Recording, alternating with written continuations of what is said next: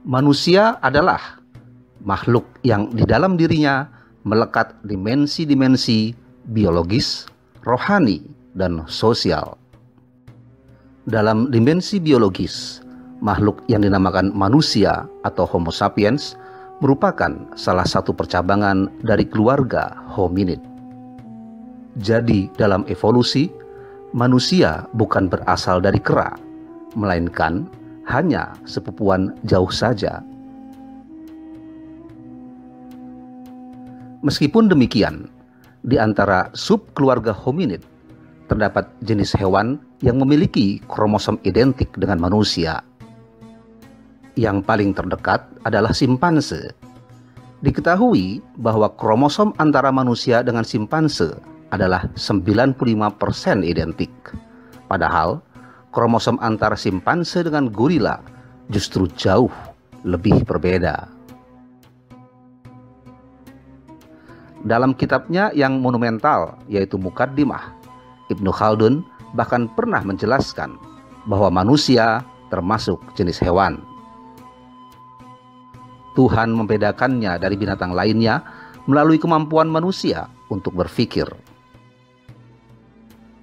Sebelum manusia memiliki kemampuan ini, menurut Ibnu Khaldun, manusia sama sekali tidak memiliki pengetahuan dan dianggap sebagai salah satu hewan. Untuk mendapatkan pengetahuan itu, Tuhan pun menganugerahkan akal bagi manusia.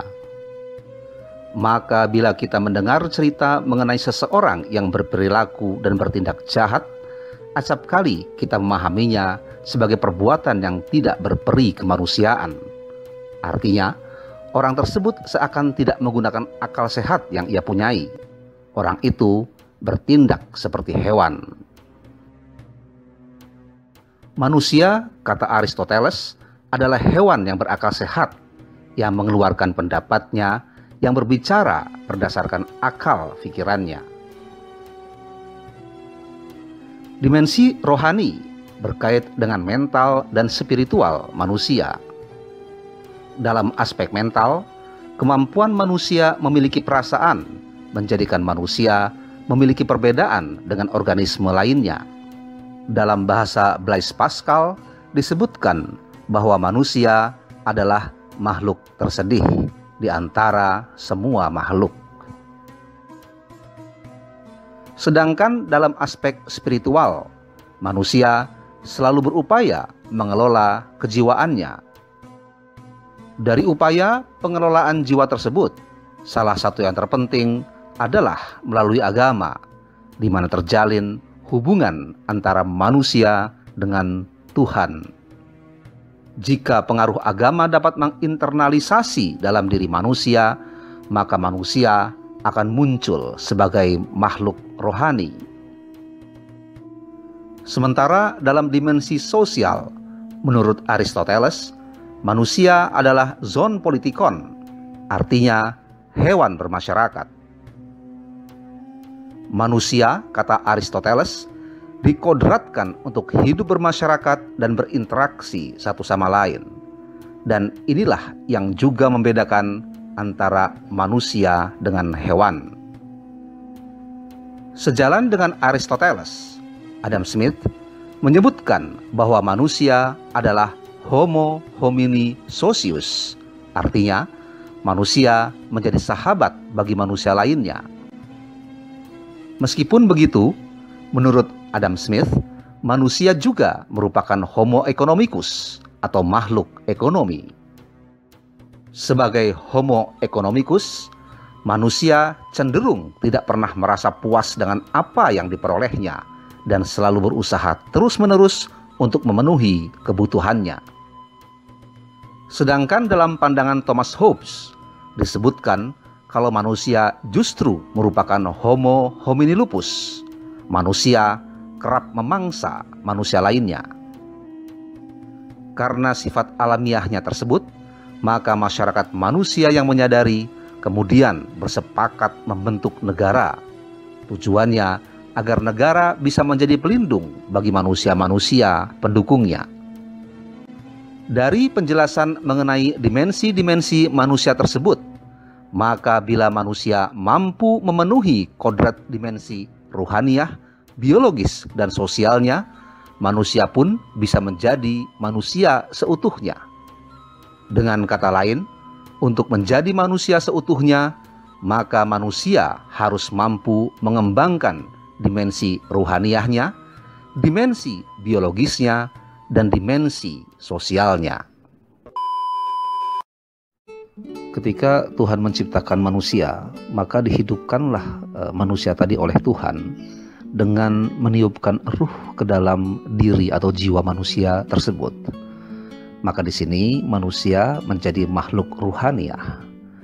Sebagai makhluk ruhaniah, manusia juga otomatis menjadi makhluk berketuhanan. Mengapa? Karena tadi dalam diri manusia terkandung ruh yang ditiupkan oleh Tuhan bagi dirinya. Manusia menjadi hidup, manusia menjadi ada karena keberadaan Tuhan. Selain itu, Tuhan juga menciptakan manusia dengan segala kemaha pengasih dan maha penyayangnya Tuhan. Maka melalui penciptaan yang penuh kasih sayang dari Tuhan ketika menciptakan manusia, dalam diri manusia pun pada akhirnya terkandung rasa kasih sayang sebagai cermin dari kasih sayang Tuhan pada ciptaannya, yaitu manusia. Dan perasaan tersebut sesungguhnya sangat dalam dimiliki dan bisa dirasakan oleh manusia. Kalau mengutip Blaise Pascal itu kan bahkan manusia disebutnya sebagai makhluk tersedih di antara semua makhluk. Karena itulah ketika manusia menjalani kehidupannya di dunia, manusia harus mendasari dirinya pada kodrat yang ia miliki. Apa itu? Ya kasih sayang tadi. Maka ketika manusia harus berinteraksi dengan manusia lain atau berhubungan dengan manusia lainnya, manusia pun harus mendasari dirinya pada rasa kasih sayang. Lagi pula setiap agama itu kan salah satu ajaran pokoknya adalah mengajarkan kasih sayang kepada setiap makhluk. Selain itu, Tuhan juga menciptakan manusia dalam dimensi biologis sebagai makhluk berpikir, sebagai makhluk yang cerdas, sebagai makhluk yang dikaruniai akal. Nah, dengan akal yang dimiliki oleh manusia itulah kemudian manusia menciptakan banyak hal untuk menopang kehidupan dia di dunia. Nilai-nilai misalnya itu diciptakan manusia sebagai pedoman bagi mereka dalam menjalani kehidupan. Lalu ketika manusia berhubungan dengan manusia lainnya dan membentuk masyarakat, lahirlah kemudian peradaban. Jadi manusia itu pada dasarnya memang ingin menjadikan dirinya sebagai makhluk yang beradab, sebagai makhluk yang memiliki peradaban. Pergaulan antar sesama manusia tadi juga itu menghimpun sebenarnya segala keberagaman, dan dari keberagaman yang ada manusia tentu pada akhirnya menginginkan adanya kebersamaan di antara mereka. Dan kebersamaan kan tidak mungkin lahir, tidak akan mungkin muncul bila tidak ada kasih sayang dalam diri setiap anggota masyarakatnya. Di sini kita jadinya bisa memahami betapa mendasarnya sekali prinsip kasih sayang itu.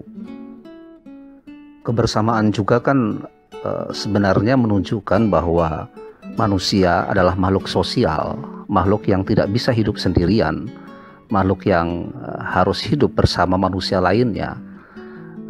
Ketika akhirnya terbentuk kebersamaan dalam wujud masyarakat yang lebih besar, ketika akhirnya bahkan terbentuk negara misalnya, maka masyarakat bersama yang berasal dari keberagaman tersebut tentu pada akhirnya menginginkan persatuan di antara mereka semua.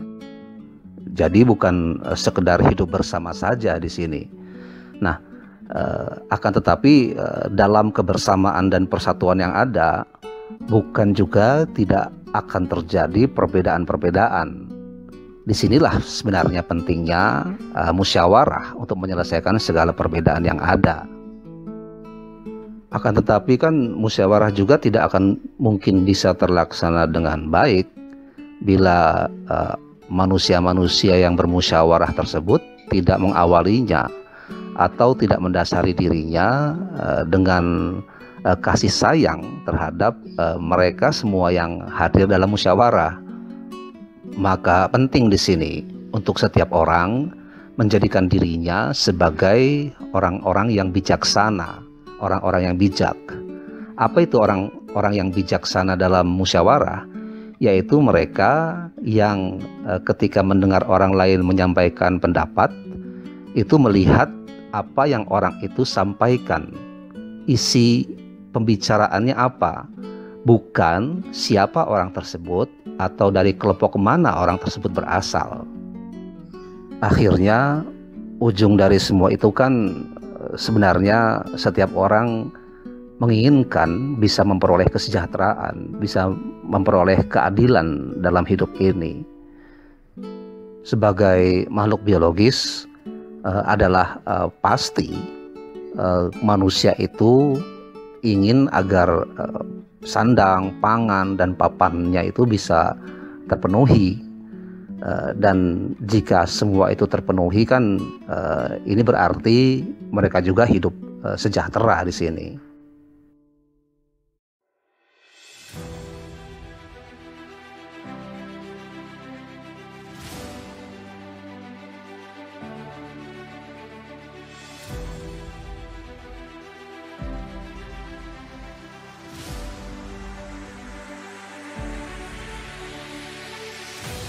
Menjadi manusia Indonesia seutuhnya berarti juga menjadi manusia Pancasila, yaitu manusia yang memiliki cipta, rasa, karsa, dan karya bercirikan: pertama, beriman dan bertakwa kepada Tuhan Yang Maha Esa.